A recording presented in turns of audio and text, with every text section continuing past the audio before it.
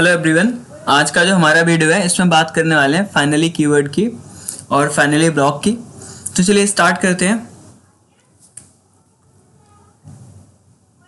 Finally block is a block that is used to execute important code such as closing, connection, stream, etc। और actual में क्या है, जो finally block है ये क्या होता है, हमारा इम्पोर्टेंट कोड एग्जीक्यूट करने के लिए, यानी कि कुछ ऐसा कोड है जो कि हम चाहते हैं हमारे प्रोग्राम में ऑलवेज एग्जीक्यूट हो, चाहे एक्सेप्शन आए, कुछ भी आए, तो हम उस टाइप का जो कोड होता है हमारा फाइनली ब्लॉक में लिखते हैं। यानी जब मैं डेटाबेस के ट्यूटोरियल्स डालूंगा तो वहाँ पर आप देखेंगे कि जो डेटाबेस का कनेक्शन होता है या फिर जो हम फाइल हैंडलिंग के साथ वर्क करते हैं, तो जो लास्ट में फाइल को क्लोज करना होता है, तो क्या होता है, इस टाइप का जो कोड होता है हम चाहते हैं कि हर हालत में एग्जीक्यूट हो, तो इस टाइप के कोड को हम फाइनली ब्लॉक में लिखते हैं। ठीक है, सो मोर क्लियर होगा जब मैं इस पर एक वीडियो बनाऊंगा एक्सेप्शन हैंडल डेटाबेस की, तो उसमें इस पॉइंट को मैं वहाँ पर नोट आउट और आपको पॉइंट आउट करके चलूँगा। Next is finally block is always executed whether exception is handled और नॉट। हमारे प्रोग्राम में एक्सेप्शन आता है, चाहे हम उस एक्सेप्शन को हैंडल कर पाते हैं या नहीं कर पाते, और आई कैन से कि एक्सेप्शन हैंडल होता है या नहीं होता है, उसके इरिस्पेक्टिवली क्या होगा, हमारा फाइनली ब्लॉक एग्जीक्यूट होगा। ठीक है, चाहे आप एक्सेप्शन हैंडल हो प्रोग्राम में हमारे या फिर ना हो, ऑलवेज हमारा जो फाइनली ब्लॉक है वो क्या होगा, एग्जीक्यूट होगा। नेक्स्ट है फाइनली ब्लॉक फॉलोज ट्राई और कैच ब्लॉक। यानी कि क्या है, हम जो फाइनली ब्लॉक है वो हमारा ट्राई ब्लॉक को भी फॉलो कर सकता है और कैच ब्लॉक को भी। यानी कि ट्राई ब्लॉक के बाद फाइनली ब्लॉक आ सकता है और आई कैन से कि कैच ब्लॉक के बाद फाइनली ब्लॉक आ सकता है। नेक्स्ट पॉइंट है हमारा, for each try block there can be 0 or more catch blocks but only 1 finally block. यानी कि हमारे प्रोग्राम में एक ट्राई ब्लॉक के लिए मल्टीपल कैच ब्लॉक्स या फिर 0 कैच ब्लॉक्स हो सकते हैं, बट जो फाइनली ब्लॉक होगा वो एक ही होगा, एक से ज़्यादा फाइनली ब्लॉक नहीं हो सकते। आप इस पॉइंट को माइंड में रख कर चलेंगे। Next is the finally block will not be executed if program exits exit by calling system.exit function method or by causing a fatal error that causes the process to abort। कहने का मतलब क्या, note में मैंने इसको डाला हुआ है कि वैसे तो जो हमारा फाइनली ब्लॉक है वो ऑलवेज एग्जीक्यूट होता है। ठीक है, चाहे आपके प्रोग्राम में एक्सेप्शन हैंडल हो रहा है नहीं हो रहा है, कोई फर्क नहीं पड़ता है, बट कुछ सिचुएशंस हैं, उन सिचुएशंस में आपका जो फाइनली ब्लॉक है वो एग्जीक्यूट नहीं होगा।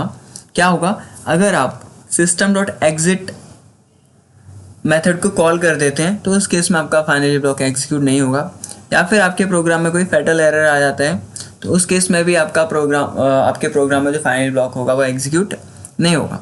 तो इन सारे पॉइंट्स को भी हम क्या करने वाले हैं, प्रोग्राम के थ्रू अंडरस्टैंड करने वाले हैं। चलिए स्टार्ट करते हैं प्रोग्राम को।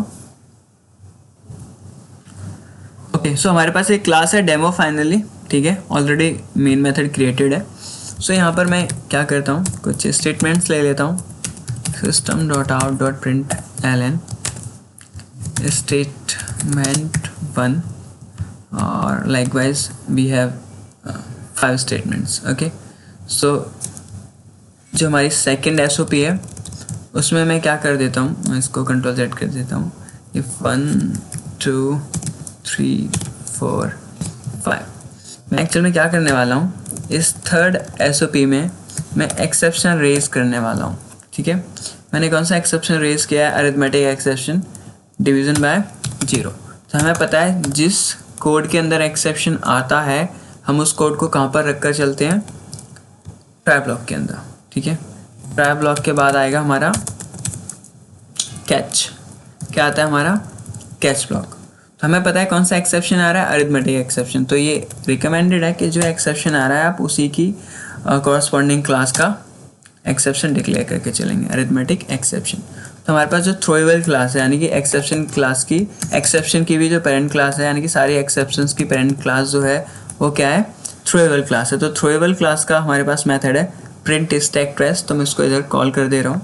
ठीक है, ओके, सो ये क्या करेगा, हमारे डिटेल्ड एक्सेप्शन को प्रिंट करके चलेगा। फाइन, सो अभी एक्सेप्शन आएगा एंड एक्सेप्शन क्या होगा, हैंडल हो जाएगा। ठीक है, सो इसके बाद मैं क्या कर रहा हूँ, फाइनली ब्लॉक एक क्रिएट कर रहा हूँ अपने प्रोग्राम में, system.out.println और फाइनली ब्लॉक। फाइन, प्रोग्राम को क्या करते हैं, रन करते हैं, ठीक है। और अभी देखते हैं कि अभी क्या हो रहा है, एक्सेप्शन हमारे प्रोग्राम में आ रहा है और हैंडल भी हो रहा है, ठीक है। तो एक्सेप्शन आ रहा है, हैंडल हो रहा है, तो भी हमारा क्या होगा, फाइनली ब्लॉक एग्जीक्यूट हो जाएगा, ठीक है।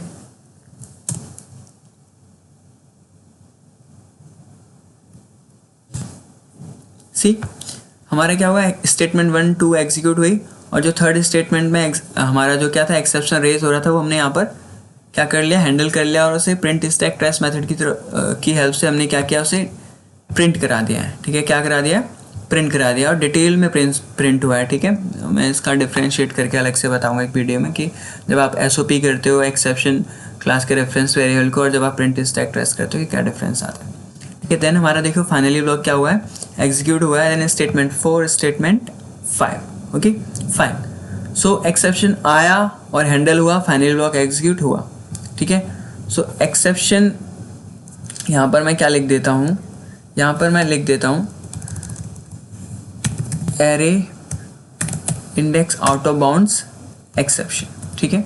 सो यहाँ पर जो मेरा एक्सेप्शन आ रहा है वो क्या आ रहा है, अरिथमेटिक एक्सेप्शन, और यहाँ पर मैं कौन सी क्लास डिक्लेयर करके चल रहा हूँ, array index out of bounds exception, तो एक्सेप्शन हैंडल नहीं होगा, ठीक है। अगर मैं पेरेंट क्लास अरिथमेटिक एक्सेप्शन की पेरेंट क्लास यहाँ पर डिक्लेयर करता, और आई कैन से अगर मैं एक्सेप्शन क्लास का रेफरेंस वेरिएबल यहाँ पर डिक्लेयर करता, तो एक्सेप्शन हैंडल हो जाता, ठीक है।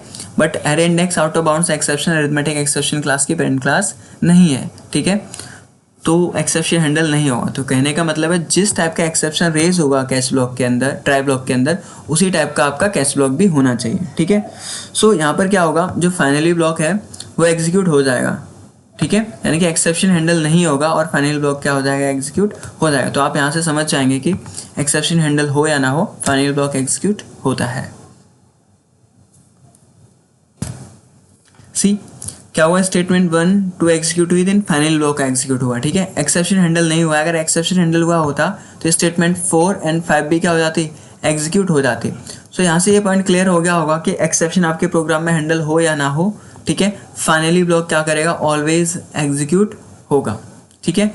और यहाँ से मैं भी आपको एक पॉइंट आउट करा देता हूँ एक चीज़, जिस टाइप का एक्सेप्शन रेज हो रहा है ना, तो उसी के मैचिंग वाला कैश ब्लॉक एग्जीक्यूट होता है, ठीक है। तो मैं यहाँ पर क्या करता है, मैं एक और कैश ब्लॉक ले लेता हूँ, ठीक है। मैं क्या करता हूँ, एक और कैश ब्लॉक ले लेता हूँ, और यहाँ पर हमें पता है कौन सा एक्सेप्शन रेज हो रहा है, अरिथमेटिक एक्सेप्शन, ठीक है। कौन सा एक्सेप्शन रेज हो रहा है, अरिथमेटिक एक्सेप्शन। मैं यहाँ पर SOP लिख देता हूँ, Ctrl+Z, ओके। सो इसको मैं हटा देता हूँ, system.out.println, और यहाँ पर मैं A प्रिंट कर देता हूँ। हमारे एक्सेप्शन को क्या कर दिया, प्रिंट कर दिया मैंने, ठीक है। सो अभी हमारे प्रोग्राम में फाइनली क्या है, ट्राई के कॉरस्पॉन्डिंग 2 कैश ब्लॉक है और एक फाइनली है। सो अभी देखते हैं कौन सा कैश ब्लॉक चलेगा, ये वाला अरिथमेटिक एक्सेप्शन वाला, जो एक्सेप्शन रेज होगा उसके मैचिंग वाला कैश ब्लॉक चलेगा, ठीक है।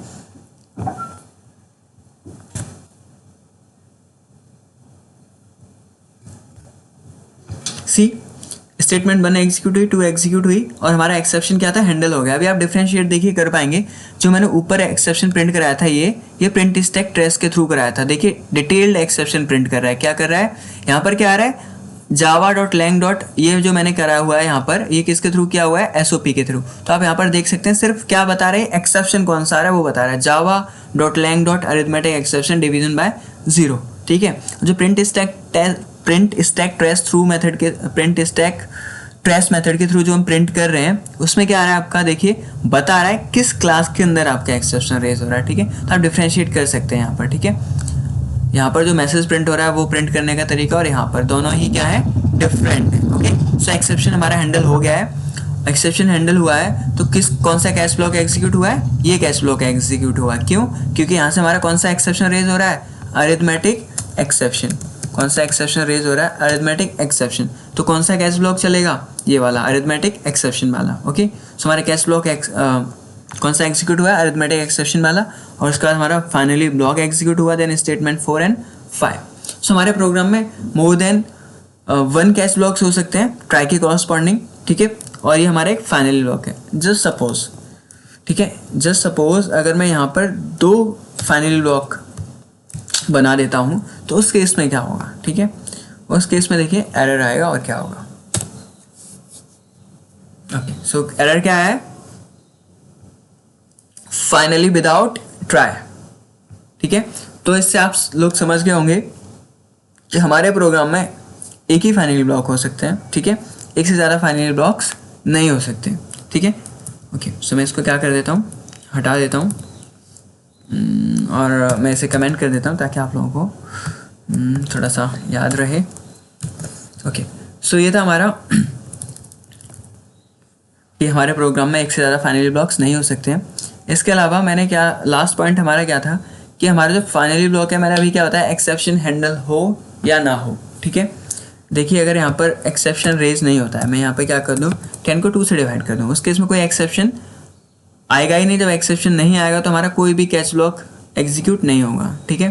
तो कोई भी कैच ब्लॉक एग्जीक्यूट नहीं होगा तो फाइनली ब्लॉक हमारा एग्जीक्यूट हो जाएगा, ठीक है।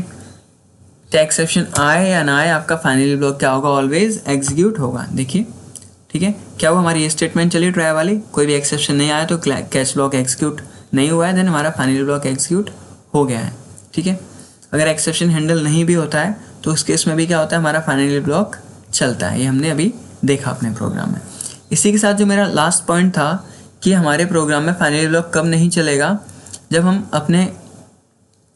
अपने प्रोग्राम में क्या करेंगे, सिस्टम डॉट एग्जिट कर देंगे। अगर हम क्या कर देते हैं, सिस्टम डॉट एग्जिट कर देते हैं या फिर कोई फैटल एरर आ जाता है तो उस केस में भी क्या होगा, आपका फाइनली ब्लॉक नहीं चलेगा, ठीक है।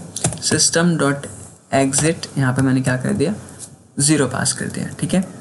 इस केस में क्या होगा, आपका जो फाइनली ब्लॉक है वो एग्जीक्यूट नहीं होगा।